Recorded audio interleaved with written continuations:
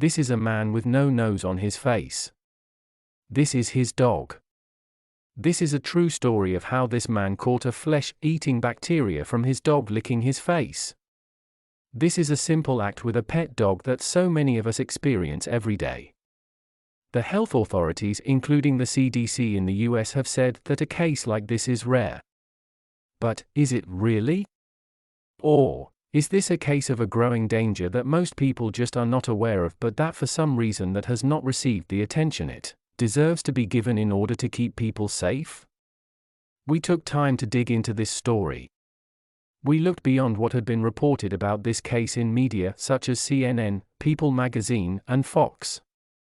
What we found behind the reported facts is a story very different from what most people were told about this type of flesh-eating bacteria. In fact, after we looked closely at the actual research, we discovered that this type of case is not at all unique. It is not.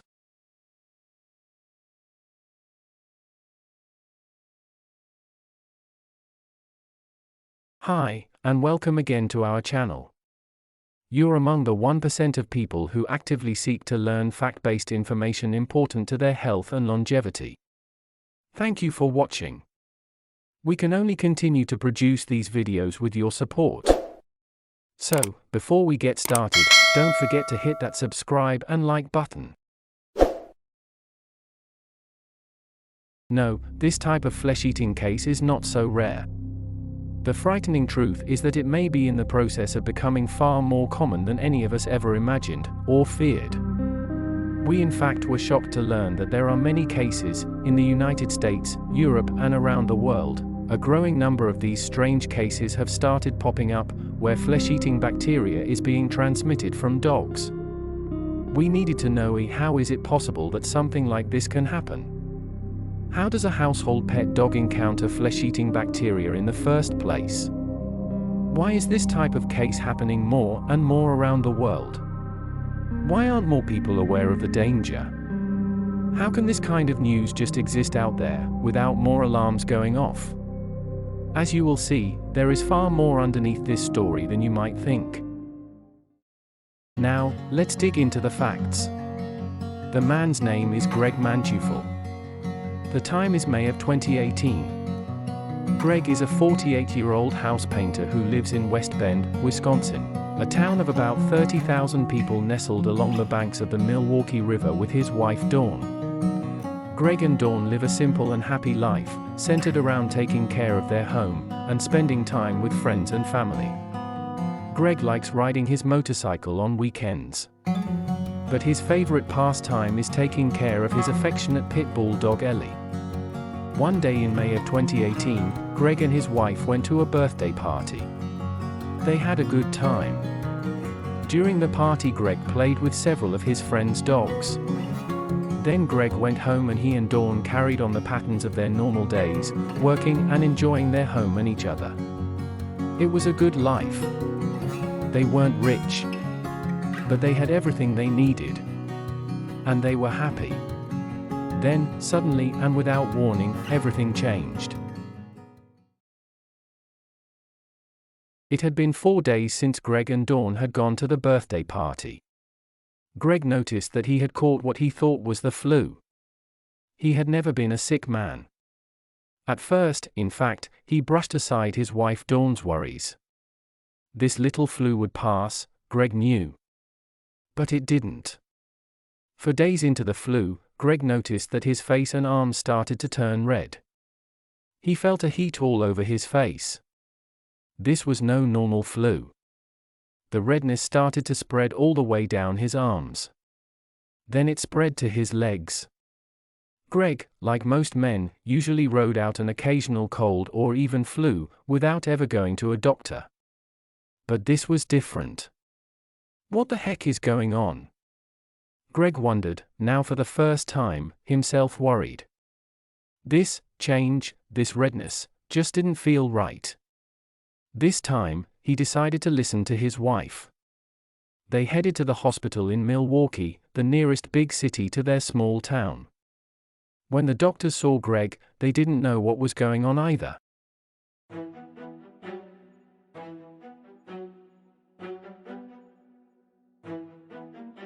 They ordered blood tests. Those tests confirmed their worst fears. Greg was suffering from sepsis, also known as blood poisoning. Some type of bacteria had gotten into Greg's blood and was now rapidly taking over his body.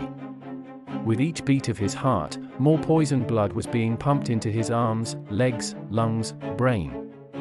Then something else happened, adding to Greg's problems. It was a new emergency.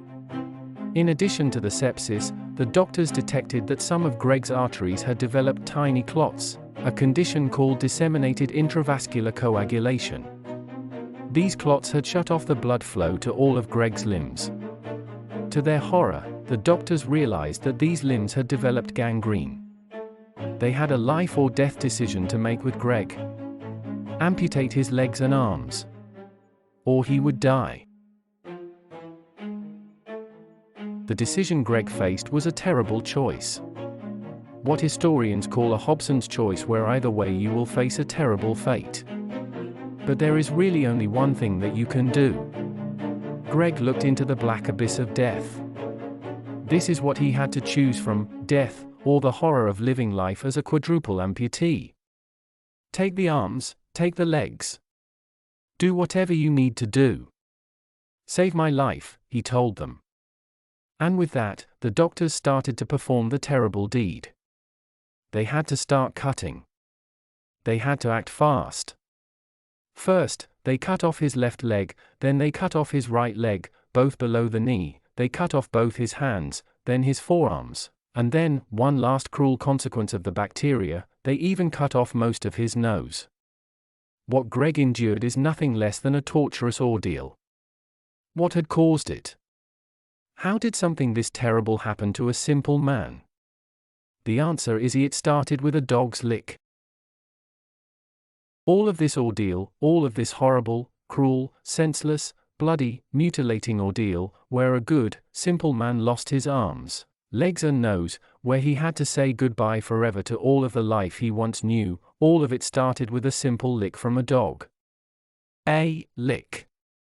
From a dog. We all have heard of the phrase, the kiss of death. Well, you could say that a dog gave Greg the lick of death. The bacteria that ravaged Greg's life is called Capnocytophaga canimorsus.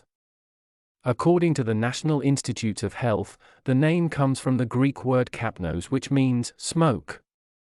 This part of the name is there because the bacteria depends on carbon dioxide, which is a large component of smoke. Capnocytophaga canimorsus. Cani is from the Latin canis, meaning dog, and morsus means bite. These bacteria are gram-negative, anaerobic, rod-shaped bacteria that are part of the normal microbial environment in the mouths of dogs and even some cats.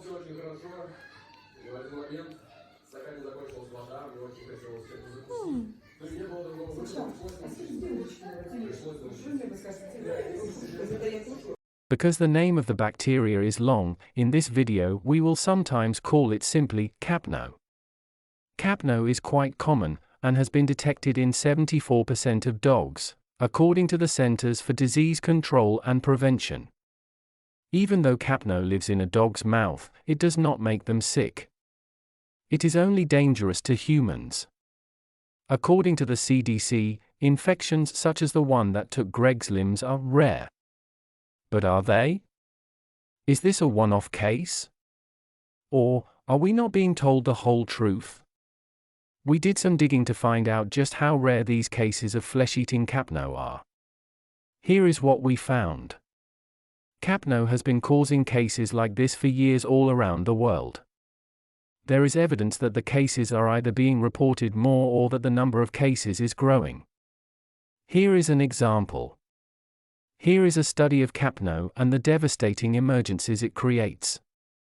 Keep in mind that Greg's case happened in 2018. But 3 years earlier, in 2015, a study on the capnobacteria was completed and published by the National Institutes of Health. This study found that there had been at least 484 cases of this flesh-eating bacteria up to that point, in 2015. We know that there have been even more since Greg's case happened in 2018. This study also found something very frightening. 67% of these cases involve men. Most of the men were aged 55 or older. And 26% of these cases are fatal. I repeat, 26% of these cases are fatal. We found other studies from around the world, 39 cases in Denmark, a case in Italy, and in other European countries. Everywhere we looked, we found cases. All the cases involve sepsis from ordinary contact with dogs, often a family dog. Here is a case from Australia, published in 2011 in the official journal of the Australian College of Critical Care Nurses. In this case, the patient came into an emergency department with a 24-hour history of diarrhea and vomiting with dehydration. Within 36 hours of coming into the hospital, she developed several life-threatening complications, including an overwhelming severe sepsis with septic shock, blood clots in her limbs, acute kidney failure, metabolic acidosis, and acute respiratory failure requiring urgent intensive care intervention. Her husband volunteered that she had been bitten on the wrist by the family dog 24 hours prior to the onset of symptoms. This bite had been extremely minor, requiring no treatment at the time and leaving only a very superficial scratch. What caused this? This was the key question. The causative organism was finally identified 2 weeks later as Capnocytophaga canemosus, a bacteria existing as part of the normal bacterial community in the mouth of dogs. Or, as the case report called it, the oral flora of dogs. One aspect of the Australian case report should give us all chills. Remember that health authorities have said that these cases are rare, and that only susceptible people with immune weaknesses need to worry. However, the Australian case report should make us all worry because they stated that though Capnocytophaga canemosus has been reported as a rare cause of severe infection in susceptible individuals, this case is of particular interest as there were no apparent predisposing factors conferring risk of severe infection. I repeat, there were no preconditions that made this 53-year-old woman more susceptible to getting this infection than any of us. All of us are at risk. That is the truth hiding in plain sight. And something has changed to make all of us humans now more vulnerable to diseases passed from animals. COVID is of course one such disease. But Capnocytophaga is another. What has happened to make humans more vulnerable? Have the bacteria mutated? Or, perhaps, have all of our immune systems become weaker? Perhaps there is some combination of factors that are making us more vulnerable. Some combination of bacterial mutation plus a general weakening of our immune systems due to environmental toxins. Only time will tell. Time, and more scientific research. In the meantime, is there anything we can do to protect ourselves, especially given that 74% of dogs have this bacteria? Scientists have not yet found an effective way to safeguard yourself against capno. There is no cleaning routine or diet that will take the bacteria out of your dog's mouth. But we can take reasonable measures right now. You should consider not letting your dog lick you on your face. You should of course avoid being bitten by your dog. You should consider not touching your dog and immediately thereafter touching your eyes, nose, or mouth.